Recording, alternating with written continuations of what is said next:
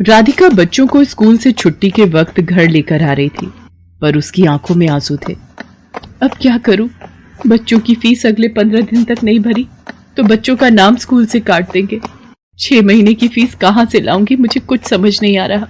Mummy, burger खाना है, burger लेकर दो ना। मम्मी, मुझे भी बर्गर खाना है। भैया, बर्गर कितने का दिया? 10 रुपए का आलू टिक्की और पनीर लगाकर 15 रुपए का है। 10 रुपए वाले 2 दे दो भैया। ये बर्गर बनाना कितना आसान है, अगर इसमें सब्जियां अच्छी लगाकर दो तो। ये लो आपके बर्गर। मम्मी, मुझे पनीर वाला खाना था। भैया ये लो 5 रुपए और पनीर लगा दो। बस इतना सा टुकड़ा पनीर का, इसके 5 रुपए। ऐसे तो तुम ग्राहकों को लूट रहे हो। बहन जी, 15 रुपए में अब इतना ही पनीर मिलेगा। हमें भी तो बचत करनी होती है। अगर एक ही बर्गर पर ढेर पनीर लगा दिया तो फिर हमने दुकान चला ली। और इतना ही कम लग रहा है तो खुद घर पर क्यों नहीं बना लेते बर्गर? बर्गर वाले की ये बात राधिका के मन में घर कर गई और उसके मन में विचार आया, अगर मैं बर्गर का काम खोल लूं तो मेरे पास भी इतने पैसे हो जाएंगे कि मैं भी घर के खर्चों में हरीश की मदद कर सकूंगी। और फिर बर्गर बनाना तो बहुत ही आसान है। घर जाकर माजी और हरीश से इस बारे में बात करती हूँ। राधिका हरीश और सास से बर्गर का ठेला लगाने की बात करती है। लो, कर लो बात राधिका बहू, अब तुम भी बच्चों सी बात कर रही हो। पता है हम औरतों का घर से बाहर निकलकर काम करना कितना मुश्किल है। हम औरतें घर के चूल्हा चौका ही निपटा लें, वही गनीमत है। पर माँ जी, आजकल बर्गर का काम बहुत चल रहा है। अगर मैं ये कर लूं तो इससे हरीश को भी पैसों में मदद मिलेगी। मुझे 15 दिन तक बच्चों की 6 महीने की फीस जमा करनी है। हरीश की सैलरी घर के किराए और खर्च में लग जाती है। दोनों मिलकर काम करेंगे तो घर खर्च में आसानी होगी। माँ, राधिका का मन है तो मुझे लगता है हमें राधिका को काम करने से नहीं रोकना चाहिए। अब तू भी इसका साथ दे रहा है? फालतू के पैसे खराब करेगी और हाथ कुछ नहीं आएगा, देख लेना। हरीश राधिका को 2000 रुपए देता है, पर उतने में तो बस थोड़ा ही सामान आ पाता है। राधिका परेशान हो जाती है। हरीश ने जो 2000 रुपए दिए थे वो तो कम पड़ गए। अभी तो ठेले वाले को एक दिन के 200 रुपए और गैस सिलेंडर आएगा 500 का। अभी और खर्चा करना बाकी है। मुझे कुछ काम उधार उठाकर करना होगा। बर्गर का ठेला लगाने के लिए राधिका को उधार में सामान लेना पड़ा। राधिका ने बर्गर का ठेला लगाना शुरू कर दिया, पर अभी नया नया काम था तो ग्राहक कम आ रहे थे। राधिका शाम के वक्त बर्गर का ठेला लगाती थी, पर जैसा उसने सोचा था वैसा बिल्कुल भी नहीं हुआ। मैंने सोचा था बर्गर बिक जाएंगे तो मेरी थोड़ी कमाई हो जाएगी, पर यहाँ पर तो एक भी बर्गर नहीं बिका। पता नहीं मेरी कमाई कैसे होगी। अगर कुछ दिन तक ऐसे ही चला तो माँ जी और हरीश मुझे इस काम के लिए मना कर देंगे। बहुत हिम्मत करके मैंने ये काम शुरू किया था। राधिका अभी ये सोच ही रही थी, तभी वहां एक गरीब औरत अपने 2 बच्चों के साथ आती है। दीदी, बहुत भूख लगी है, मेरे बच्चे 2 दिन से भूखे हैं। अरे, तुमने 2 दिन से कुछ नहीं खाया? रुको, मैं अभी तुम तीनों को एक एक बर्गर देती हूँ। शुक्रिया दीदी, आज तुमने हमारा पेट भरा है, और जो भूखों का पेट भरता है भगवान उसे कभी भूखा नहीं रहने देते। तुम्हें जब भी भूख लगे तुम मेरे ठेले पर बेझिझक आ जाया करो, और यहाँ पर तुम अपने बच्चों के साथ अपनी भूख मिटा सकती हो। वो गरीब औरत अपने बच्चों को लेकर खुशी खुशी वहां से चली जाती है। राधिका घर आ जाती है, पर उस दिन उसकी कमाई नहीं हुई थी। ये देखकर उसकी सास गुस्सा करने लगती है। लो, मैंने तो पहले ही मना किया था कि ये चोचले पालने की जरूरत नहीं है। पिछले 3 दिन से मुश्किल से 100 रुपए कमाकर घर आ रही है और सामान लगा लेती है 2 से 3 हजार रुपए का रोजाना का। अब रोटी सब्जी तो बनेगी नहीं। हम सब ये बर्गर खाकर पेट भर लेते हैं। क्यों, अब तो तू खुश है ना अपना नुकसान करके? माँ जी, मैं कोशिश कर रही हूँ ना, और मुझे विश्वास है एक दिन मुझे अपने काम में सफलता जरूर मिलेगी। राधिका अगले दिन ठेले वाले से ठेला किराए पर लेने के लिए जाती है तो वो उसे मना कर देता है। देखो बहन जी, मैं पिछले 4 दिन से तुम्हें उधार पर ठेला दे रहा हूँ है। 200 रुपए रोज का किराया है, बस आज के लिए और उधार दे रहा हूँ। अगर तुमने कल सुबह तक मेरे ठेले के किराए के 1000 रुपए नहीं दिए तो मैं किराए पर तुम्हें ठेला नहीं दूंगा। अब क्या करूं? हरीश से मांगूंगी तो वो मुझे इस काम को बंद करने के लिए कह देंगे, और माँ जी तो पहले ही मेरे काम के खिलाफ हैं। पर मुझे अपने बच्चों के लिए पैसे जोड़ने हैं। हे भगवान, मेरी मदद करो। राधिका भगवान से प्रार्थना करती है कि उसके ठेले पर ग्राहक आ जाए।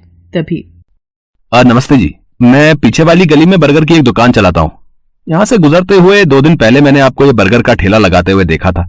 मुझे 15 दिन पहले एक अनाथ आश्रम के लिए बर्गर का ऑर्डर मिला था, पर 10 दिन पहले एक हादसे में मेरी सीधे हाथ की हड्डी टूट गई, जिसके कारण मैंने अभी बर्गर बनाने का काम रोका हुआ है।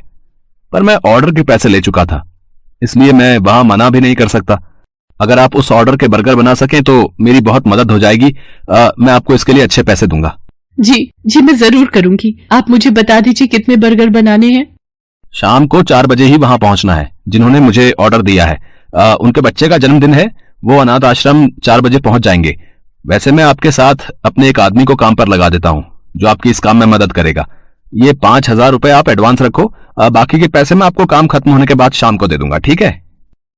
वो व्यक्ति मानो राधिका के लिए भगवान का रूप बनकर आया था। राधिका की सारी परेशानियां दूर हो जाती हैं। वो अपने उधार के पैसे भी चुका देती है और बच्चों के स्कूल की फीस भी जमा कर देती है। उस व्यक्ति को राधिका का काम इतना पसंद आता है कि वो राधिका के साथ पार्टनरशिप में काम करने लगता है। राधिका अब एक बर्गर की दुकान चलाती थी।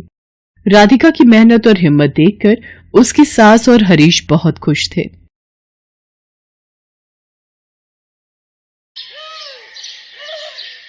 मुन्नी अपने 5 साल के भाई के साथ रेलवे स्टेशन पर टॉफी बेचा करती थी, पर वहां पर उसका व्यापार कुछ ठीक से नहीं चल रहा था, इसलिए वो फिर से सड़क पर ही टॉफी बेचने लगी।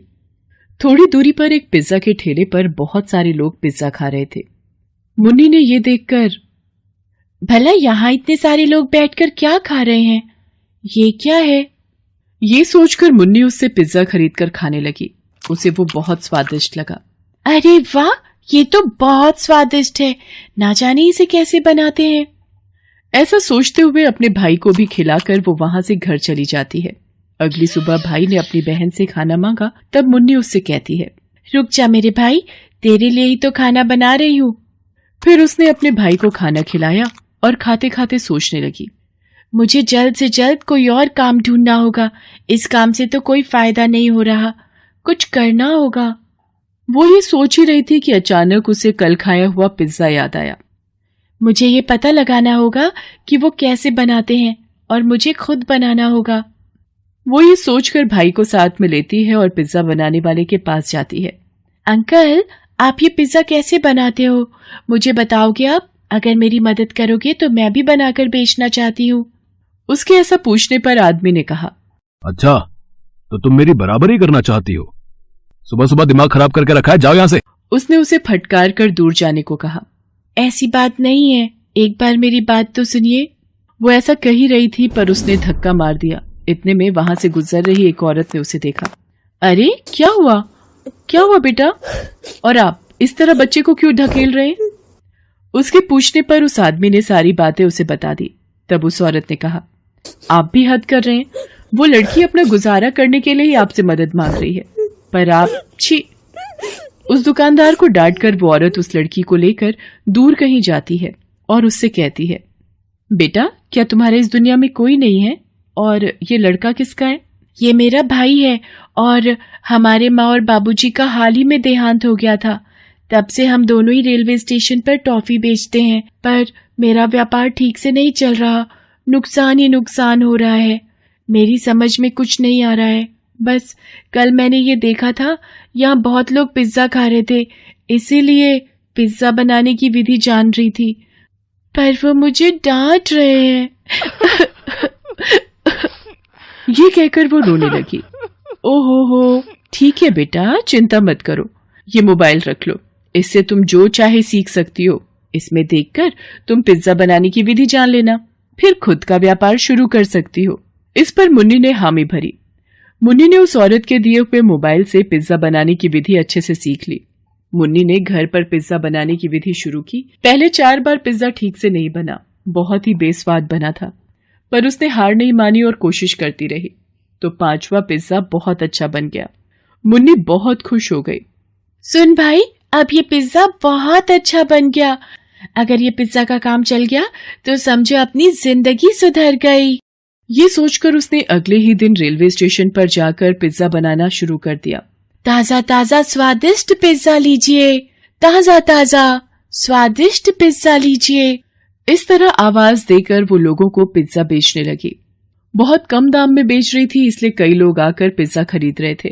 बहुत ही कम समय में सारे पिज्जा बिक जाने की वजह से वो घर जल्दी लौटी। भगवान जी, आज मुझे पूरे 1000 रुपए का फायदा हुआ। हर दिन ऐसे ही मुझ पर अपनी कृपा करना। इस तरह हर रोज पिज्जा के जरिए बहुत पैसे कमाने लगी।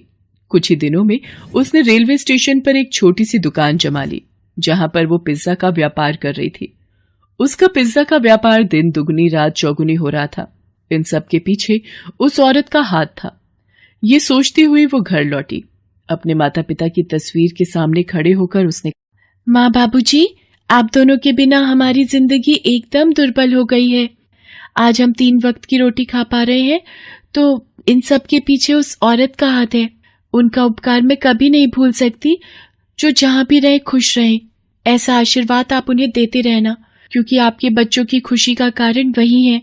और साथ ही साथ हमें भी आशीर्वाद दीजिए। इतने में पिज्जा का व्यापार करने वाला वो आदमी घर आ जाता है।